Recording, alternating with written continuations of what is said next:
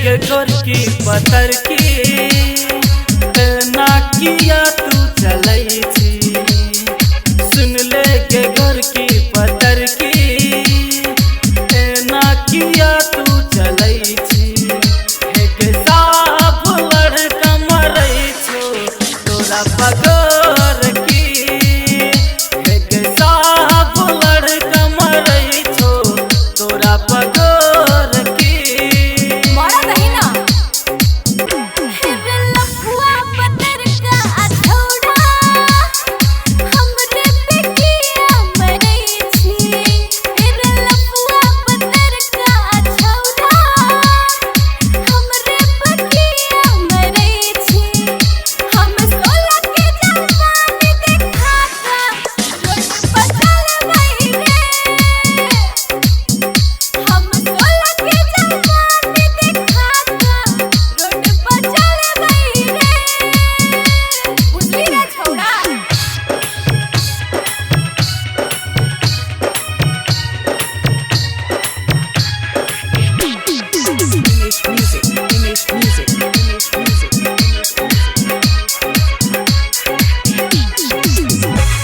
कच्चा उमर तोहर फाटल जींस लगे न गोरी। हिरनी जना चाइल बुढ़बा जवान सबके देखे छो गरी। कच्चा उमर तोहर फाटल जींस लगे न गोरी।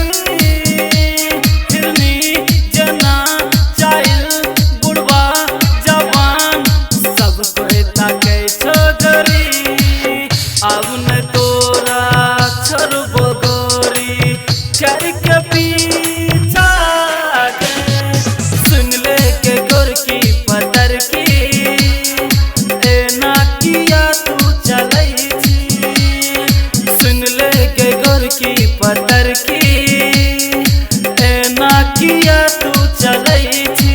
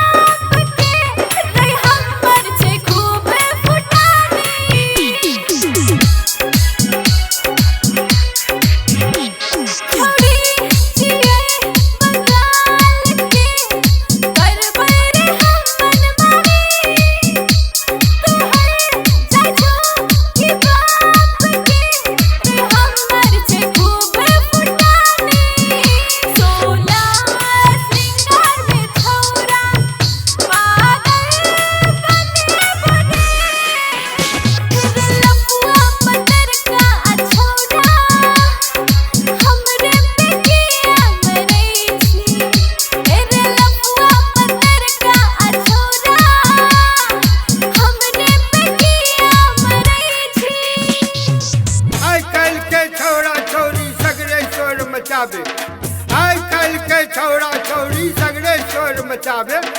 जात पाती छोड़ के रासलीला मचावे। रासलीला मचावे।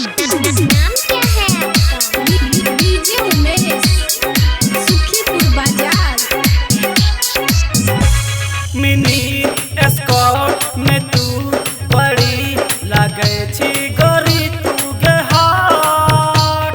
छौरा तोरा देखो तो गे पीछा करतो गे साथ। की बात है? मिनी